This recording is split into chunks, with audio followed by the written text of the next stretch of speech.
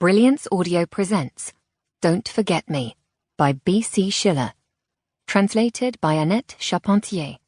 Performed by Nicola Barber. The man's skin looked unhealthy. It had a reddish tint. His wide-open mouth was distorted into a ghoulish grimace, the lips caked with a residue of dried foam. The man's crooked fingers pointed upwards, like spiders' legs. This poor fellow went through a long struggle before finally losing his life. His murderer had administered potassium cyanide. Death takes between 15 minutes and an hour, Levi Kant said. Slowly he walked around the steel table on which the body lay. Anything you notice about the corpse? The students around the table were pale-faced. Levi was 55 years old and a lecturer at the police academy. He had once been the chief of the serious crime squad, but a bullet had abruptly ended his career. He'd refused to take early retirement, and so they'd shuffled him off to this position as lecturer. This afternoon the students were having a practical lesson in pathology. Levi was very fond of practical work. It could be quite revealing, showing which of the students might be suitable for a future career in solving murders. "I just want your first impressions," Levi said. The students seemed embarrassed, glancing at one another nervously. The large room had a low ceiling and was brightly lit. A noisy fan on the wall sucked in cold air from the outside, but Levi noticed beads of sweat forming on the brows of some of the students. "Can anyone tell me anything about the dead man?" Levi said. "He was poisoned," someone ventured at last. "Ah, who would have guessed?" Levi said. "Of course it was poison, as I have already mentioned.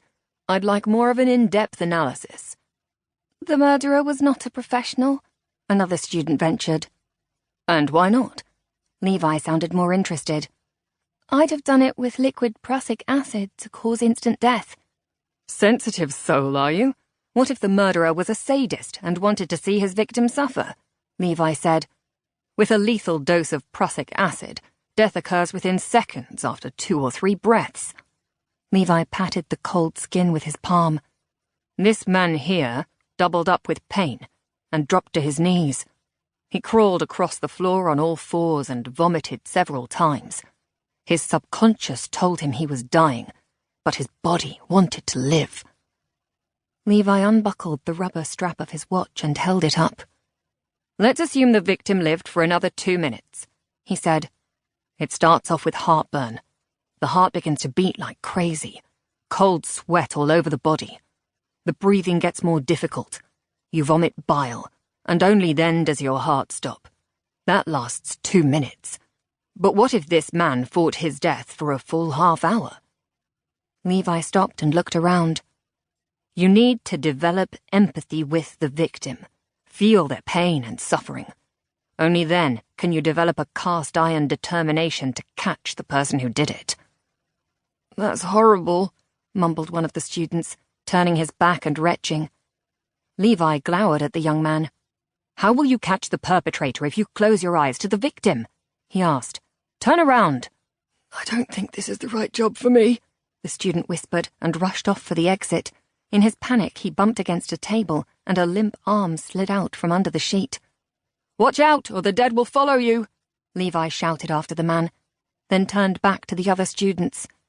"At the same time, you have to keep a lid on your own emotions and not let them affect your analytical judgment in the course of an investigation."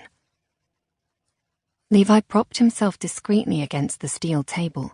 The old injury from the bullet hurt when he had to stand for a long time, but he was able to conceal this now. With a little luck and a lot of determination, combined with many hours of exercise, he could now walk without a limp. No way did he want his students to feel pity for him or consider him disabled. "Now let's focus on the perpetrator," Levi said. His angular face with its grey beard was mirrored in the polished surface of the steel table. "What conclusions are we able to draw?"